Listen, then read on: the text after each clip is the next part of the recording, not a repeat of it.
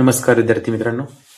आजचा आपला टॉपिक आहे इलेक्ट्रोमॅग्नेटिक इंडक्शन, ज्यामधले आपण पहिलंच बीट पाहत आहोत, मॅग्नेटिक फ्लक्स.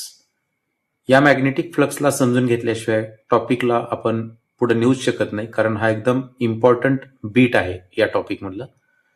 तर मी तुम्हाला पहिल्यांदा काही प्रश्न विचारतो की आपणाला माहित आहे की एरिया किंवा सरफेस एरिया ही स्केलर क्वांटिटी आहे का वेक्टर क्वांटिटी आहे? तुम्ही मला कमेंटमध्ये उत्तर पाठवा. मी तर तुम्हाला सविस्तर माहिती देत आहे. तर तुमच्या माहितीस्तव ज्यावेळेस आपण ॲडव्हान्स मॅथमॅटिक्स किंवा फिजिक्समध्ये एरियाचा विचार करतो, त्यावेळेस फील्ड किंवा फ्लक्स लाईन्सचा अभ्यास करत असताना एरिया ही क्वांटिटी वेक्टर मानलेली आहे आणि अल्जेब्रिकली एरिया ही क्वांटिटी स्केलरच घेतलेली आहे जनरली.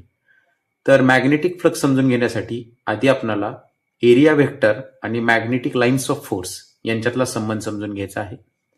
तर कोणत्याही मॅग्नेटपासून मॅग्नेटिक लाईन्स ऑफ फोर्स या इमॅजिनरी लाईन्स, म्हणजे त्या रिअल असतात परंतु आपल्याला त्या दिसत नसतात, तर त्यांना आपण एक इमॅजिनरी पाथमध्ये एक्सप्लेन केलेलं आहे, ज्याचंच नाव दिलेलं आहे मॅग्नेटिक लाईन्स ऑफ फोर्स.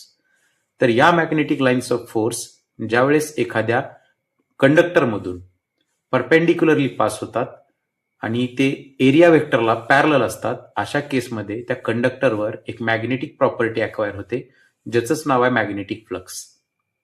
आणि हे मॅग्नेटिक फ्लक्स ज्या वेळेस चेंज होईल त्यावेळेस ईएमएफ जनरेट होतं, असं आपल्याला फॅरेडेचा लॉ सांगतो. तर मग आपण पहिल्यांदा ह्याची डेफिनेशन आणि याचा फॉर्म्युला समजून घेऊया. तर magnetic lines of force passing normally through given surface area is called magnetic flux, किंवा याला आपण असं म्हणू शकतो, amount of magnetic lines passing normally through given area. एखाद्या एरियामधून किती मॅग्नेटिक लाईन्स त्याच्यातून पास झालेल्या आहेत आणि त्याही परपेंडिक्युलर टू द सरफेस. आणि ज्या वेळेस या magnetic lines perpendicular to the surface असतात त्या केसमध्ये एरिया वेक्टरला या लाईन्स पॅरलल असतात.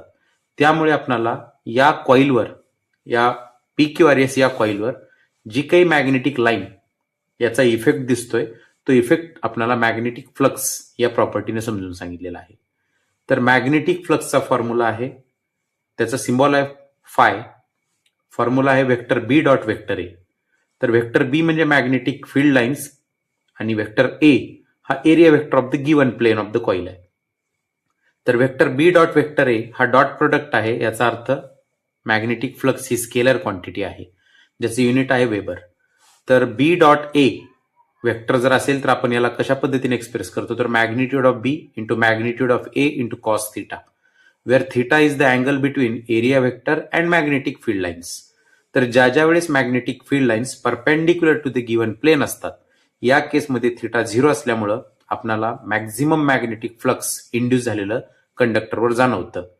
तर दुसरी केस मी खाली लिहिलेली आहे की ज्यावेळेस magnetic lines of force parallel to the plane, मी दुसरी एक डायग्राम खाली केस 2 मध्ये दाखवलेली आहे, जिथे की PQRS हा हॉरिझॉन्टल आपण ठेवलेला प्लेन ऑफ पेपर किंवा कॉइल किंवा कंडक्टर मानलेला आहे, ज्याच्यातून परपेंडिक्युलरली आपण अपवर्ड डायरेक्शनमध्ये वेक्टर ए दाखवलेला आहे आणि मॅग्नेटिक लाईन्स त्याला परपेंडिक्युलरली पास होत आहेत. म्हणजे या केसमध्ये magnetic lines parallel to the plane of coil आहे, परंतु एरिया वेक्टरला त्या परपेंडिक्युलर आहेत. तर आपण जो थिटा मोजतोय तो एरिया वेक्टर आणि मॅग्नेटिक फील्ड लाईन्स बी मधला अँगल असल्यामुळं या दुसऱ्या केसमध्ये बी आणि ए मधला अँगल झालेला आहे 90 डिग्री आणि कॉस 90 ची व्हॅल्यू 0 असल्यामुळं आपणाला फ्लक्स फायची व्हॅल्यू 0 म्हणजे मिनिमम पाहायला मिळते. तर आपणाला सुरुवातीला परपेंडिक्युलर आणि पॅरलल यामध्ये कन्फ्यूज न होता एवढं समजून घ्यायचं आहे की ज्या वेळेस मॅग्नेटिक लाईन्स ऑफ फोर्स या गिवन प्लेन ऑफ कॉइल किंवा प्लेन ऑफ कंडक्टर मधून परपेंडिक्युलरली पास होतात, त्यावेळेस ते त्या एरिया वेक्टरला, म्हणजेच कोणताही एरिया वेक्टर त्या कंडक्टरचा ऑलवेज नॉर्मली आउटवर्ड असतो, त्या एरिया वेक्टर सोबत या लाईन्स पॅरललच असतात. त्यामुळे आपण पहिल्या केसचा विचार करून मॅग्नेटिक फ्लक्स मॅक्झिमम कधी असतं आणि दुसऱ्या केसचा विचार जर केला तर मॅग्नेटिक फ्लक्स मिनिमम कधी असतं याबद्दलची माहिती घेत आहोत. तर या दोन केसेसचा अभ्यास करून फॅरेडेनं आपल्याला फॅरेडेज लॉज ऑफ इलेक्ट्रोमॅग्नेटिक इंडक्शनची माहिती दिलेली आहे, जे की आपलं पुढचं बीट आहे. आणि हे बीट जोपर्यंत समजत नाही तोपर्यंत आपल्याला पुढचा टॉपिक समजणं इम्पॉसिबल आहे. त्यामुळे सर्वात पहिल्यांदा तुम्ही या बीटचा अभ्यास करायचा आहे.